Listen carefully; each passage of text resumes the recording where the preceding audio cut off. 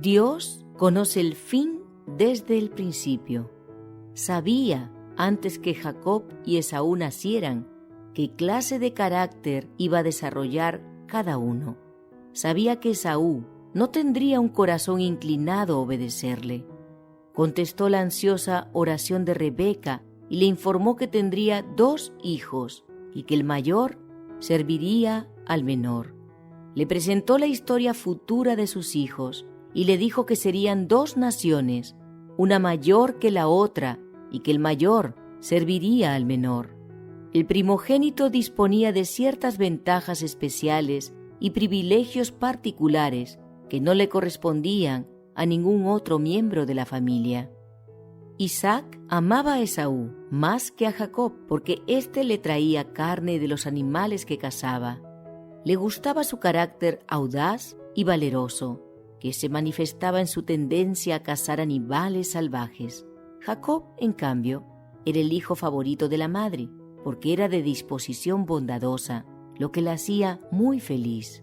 Había aprendido lo que su madre le enseñó, es a saber, que el mayor serviría al menor, y en su razonamiento juvenil llegó a la conclusión de que esta promesa no se podría cumplir mientras Esaú dispusiera de los privilegios que se conferían a los primogénitos. De modo que cuando éste llegó una vez del campo agotado y con hambre, aprovechó la oportunidad para obtener ventajas de la necesidad de su hermano y le propuso darle un guiso si estaba dispuesto a renunciar a toda pretensión a su primogenitura, y Esaú se la vendió a Jacob. Aquel se casó con 2 mujeres idólatras, lo que causó gran pena a Isaac y Rebeca. A pesar de ello, el patriarca amaba a Esaú más que a Jacob, y cuando creyó que estaba por morir, le pidió que le preparara una comida para poder bendecirlo antes de morir. Esaú no le dijo a su padre que había vendido su primogenitura a Jacob y que había confirmado la venta con un juramento.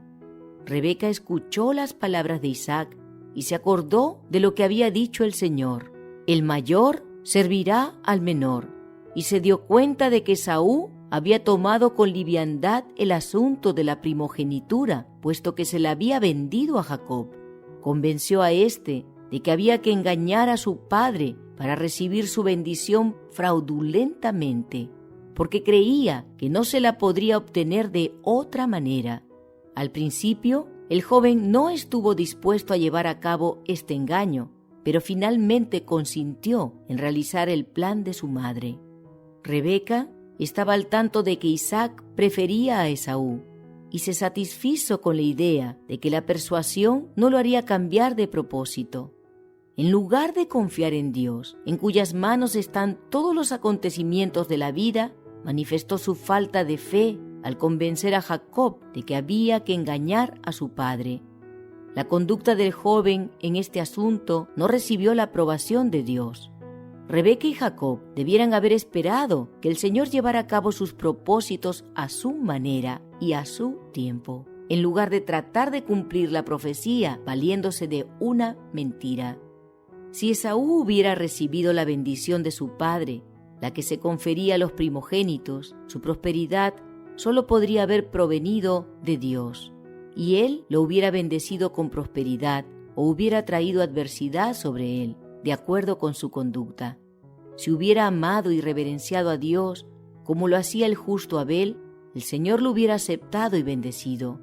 Pero si como Caín no hubiera tenido respeto por Dios ni por sus mandamientos, sino que hubiera seguido su propia conducta corrompida, no habría recibido ninguna bendición de Dios, sino que habría sido rechazado por él como Caín. Si la conducta de Jacob hubiera sido justa, si hubiera estado dispuesto a amar y temer a Dios, habría sido bendecido por el Señor y la mano prosperadora de Dios habría sido con él, aunque no hubiera recibido las bendiciones y los privilegios generalmente concedidos a los primogénitos. Los años de exilio de Jacob. Rebeca se arrepintió amargamente por el mal consejo que dio a Jacob, porque gracias a eso tuvo que separarse de su hijo para siempre. Este se vio obligado a huir para salvar la vida de la ira de Esaú. y ella nunca más lo volvió a ver. Isaac vivió muchos años después de bendecir a Jacob y se convenció, por la conducta de Esaú y Jacob, que la bendición realmente le correspondía a este último. Este no se sentía feliz con sus casamientos, aunque sus esposas eran hermanas. Formalizó un contrato matrimonial con Labán, teniendo en vista a su hija Raquel, a quien amaba. Después de servir 7 años por esta, Labán lo engañó y le dio en cambio a Lea. Cuando se dio cuenta de que lo habían engañado y que Lea había desempeñado su parte en la estafa, no la pudo amar. Su tío quería conservar los fieles servicios de Jacob por un tiempo más prolongado y por eso lo engañó, dándole a Lea en lugar de Raquel. Jacob reprendió a Labán por tratar con tanta liviandad sus afectos al darle a Lea, a quien no amaba. El padre rogó a Jacob que no la repudiara, pues en ese tiempo esto se consideraba una tremenda desgracia, no solo para la esposa, sino para toda la familia. Jacob se vio en una situación muy difícil, pero decidió finalmente conservar a Lea y casarse también con su hermana. Aquella recibió mucho menos amor que Raquel, por supuesto. Labán fue egoísta en su trato con Jacob. En lo único que pensó fue en sacar ventajas de las fieles labores de su sobrino. Este podría haberse apartado mucho antes del artero Labán, pero temía encontrarse con Esaú. Escuchó las quejas de los hijos de aquel que decían: Jacob ha tomado todo lo que era de nuestro padre, y de lo que era de nuestro padre ha adquirido toda esta riqueza. Miraba también Jacob el semblante de Labán, y veía que no era para con él como había sido antes. Estaba angustiado, no sabía qué camino tomar. Llevó su caso al Señor y le suplicó que lo dirigiera. El Altísimo respondió misericordiosamente su angustiada oración: Vuélvete a la tierra de tus padres y a tu parentela, que yo estaré contigo. Envió pues y llamó a Raquel y a Lea al campo donde estaban sus ovejas y les dijo: Veo que el semblante de vuestro padre no es para conmigo como era antes, mas el Dios de mi padre ha estado conmigo. Vosotras sabéis que con todas mis fuerzas he servido a vuestro padre, y vuestro padre me ha engañado y me ha cambiado el salario 10 veces, pero Dios no le ha permitido que me hiciese mal. Jacob les contó el sueño que le había dado Dios, en el cual le dijo que abandonara a Labán y regresara a casa de sus parientes. Raquel y Lea también expresaron su insatisfacción por los procedimientos de su padre. ¿Tenemos acaso parte o heredad en la casa de nuestro padre? ¿No nos tiene ya como por extrañas, pues que nos vendió y aún se ha comido del todo nuestro precio? Porque toda la riqueza que Dios ha quitado a nuestro padre, nuestra es y de nuestros hijos. Ahora pues, haz todo lo que Dios te ha dicho. El regreso a Canaán. En ausencia de Labán, Jacob tomó su familia y todo lo que tenía y partió. Cuando ya se encontraba a 3 días de camino, Labán se enteró de que se había ido y se enojó mucho. Lo persiguió decidido a traerlo de vuelta a la fuerza. Pero el Señor se compadeció de Jacob, y cuando Labán ya estaba por alcanzarlo, le dio un sueño a éste, en el cual le dijo que no le hiciera nada a Jacob. Es decir, no debía obligarlo a volver ni instarlo a hacerlo mediante declaraciones lisonjeras. Cuando Labán se encontró con Jacob, le preguntó por qué se había ido sin avisar, llevándose a sus hijas como si fueran prisioneras de guerra. Labán le dijo: Poder hay en mi mano para haceros mal, mas el Dios de tu padre me habló anoche diciendo: Guárdate, que no hables a Jacob descomedidamente. Entonces éste detalló a Labán la conducta egoísta que había tenido hacia él, puesto que solo había tomado en cuenta su propio beneficio. Llamó la atención de su tío a la rectitud de su conducta mientras estuvo con él y le dijo: nunca te traje lo arrebatado por las fieras. Yo pagaba el daño. Lo hurtado así de día como de noche a mí me lo cobrabas. De día me consumía el calor y de noche la helada, y el sueño huía de mis ojos. Así he estado 20 años en tu casa.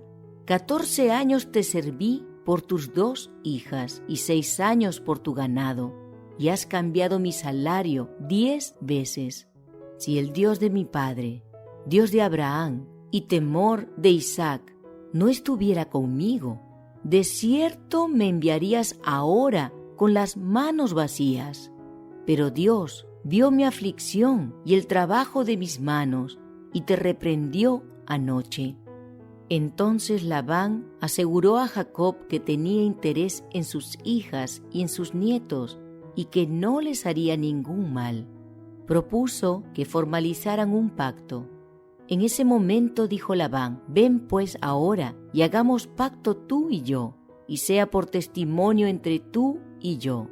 Entonces Jacob tomó una piedra y la levantó por señal, y dijo Jacob a sus hermanos: recoged piedras. Y tomaron piedras e hicieron un majano, y comieron allí sobre aquel majano. Y Labán dijo: atalaye Jehová entre tú y yo, cuando nos apartemos el uno del otro. Si afligieres a mis hijas, o si tomares otras mujeres además de mis hijas, nadie está con nosotros.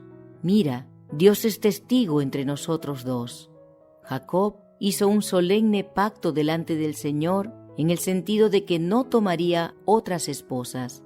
Dijo más Labán a Jacob: he aquí este majano, y he aquí esta señal que he erigido entre tú y yo. Testigo sea este majano, testigo sea esta señal, que ni yo pasaré de este majano contra ti, ni tú pasarás de este majano y de esta señal contra mí, para mal. El Dios de Abraham y el Dios de Nacor juzgue entre nosotros, el Dios de sus padres. Y Jacob juró por aquel a quien temía Isaac su padre. Cuando prosiguió su camino, ángeles le salieron al encuentro, y cuando los vio, dijo: campamento de Dios es este. Vio a los ángeles de Dios en un sueño, acampados en torno de él.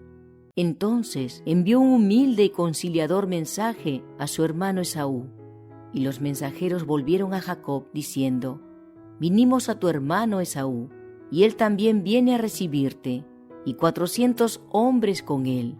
Entonces Jacob tuvo gran temor y se angustió, y distribuyó el pueblo que tenía consigo, y las ovejas y las vacas y los camellos en 2 campamentos, y dijo: si viene Esaú contra un campamento y lo ataca, el otro campamento escapará. Y dijo Jacob: Dios de mi padre Abraham y Dios de mi padre Isaac, Jehová, que me dijiste: vuélvete a tu tierra y a tu parentela, y yo te haré bien, menor soy que todas las misericordias y que toda la verdad que has usado para con tu siervo. Pues con mi cayado pasé este Jordán, y ahora estoy sobre 2 campamentos. Líbrame ahora de la mano de mi hermano, de la mano de Esaú, porque le temo. No venga acaso y me hiera la madre con los hijos. Y tú has dicho: yo te daré bien, y tu descendencia será como la arena del mar, que no se puede contar por la multitud.